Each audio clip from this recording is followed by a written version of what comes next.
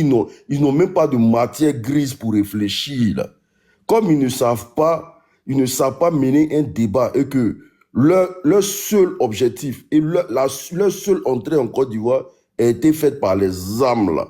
Eux, ils pensent que non, hein, telle personne va brûler le pays, telle personne va brûler le pays. Moi, nous, on est encore dans le débat. Hein. Nous, on est encore dans le débat. Je n'ai jamais appelé les Ivoiriens à sortir dans les rues. Et à chaque fois que je prends la parole sur un panel, que ce soit le débat de l'AES et tout et consort, moi, je suis dans le débat. Donc, quand vous faites vos panels là-bas, là, moi, jusqu'à preuve du contraire, je suis quelqu'un de très respectueux. Tant que tu ne marches pas sur mon pied, je ne te provoque pas. Et je ne cherche même pas à avoir problème avec quelqu'un.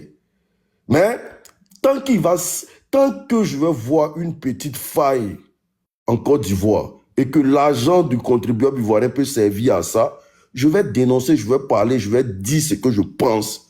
Parce que la Côte d'Ivoire aussi a été régie comme ça. Et ce n'est pas moi qui l'ai instauré en Côte d'Ivoire. On a eu des dirigeants. Le président Alassane Ouattara, quand il était dans l'opposition, il disait ce qu'il pensait. Le président Gbagbo, quand il était au pouvoir ou bien il était dans l'opposition, il disait ce qu'il pensait. Le président Bédié, pareil. Donc, qui suis-je pour ne pas dire ce que je pense? Et le fait de dire ce que je pense, ça fait de moi quelqu'un qui veut déstabiliser la Côte d'Ivoire. Vous ne pesez même pas les mots parce que vous fuyez le débat.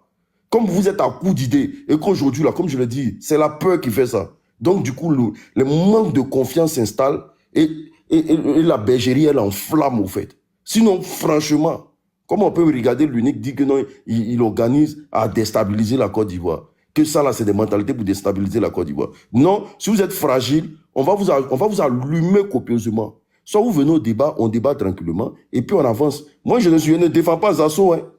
Je ne suis pas ici pour défendre Zasso, hein. Moi, je dis toujours que je ne veux pas servir de dromadaire pour un homme politique. Je ne peux pas servir de dromadaire pour un homme politique. Je rentre dans un enjeu politique, je rentre avec tous les intérêts. Si je rentre dans un jeu politique, il faut que ce jeu-là me bénéficie. Parce que la plupart des hommes politiques en Côte d'Ivoire, ils sont très riches. Ce ne sont pas des pauvres. Ils sont très, très riches. Pourquoi les gens qui communiquent pour eux là ne doivent pas bénéficier aussi de ça? Quand tu parles en disant que tu n'es pas venu dans le parti, pourquoi on s'occupe de toi? Non. Et la plupart des communicants partout dans le monde là, ils sont bien engraissés par les pouvoirs en place. Mais les gens sont là aujourd'hui, après 12 ans de communication, 13 ans de communication, c'est des nouveaux venus là qui commencent à marcher sur eux. Voilà, ils ne sont rien, patati patata. Mais chacun mérite, chacun se vend. En tout cas, c'est de la façon que tu te vends là. C'est comme ça on t'achète. Donc, de façon que vous êtes vendu et qu'aujourd'hui, il n'y a même pas eu de reconnaissance jusqu'à preuve du contraire là. C'est comme ça que les gens sont venus vous acheter. Parce qu'il n'y a pas eu de reconnaissance. Il n'y a pas quelqu'un qui a été à un poste de responsabilité. Ils n'ont même pas pensé à ça. Voilà. Je ne sais pas qu'est-ce que vous espérez. Mais bon, moi, je suis dans le débat. Et tant qu'il aura le débat, tant qu'on va parler sans se tirer dessus, sans créer des morts là, moi, je suis dedans. Je ne peux jamais m'asseoir là et puis créer des choses et tout et comme ça.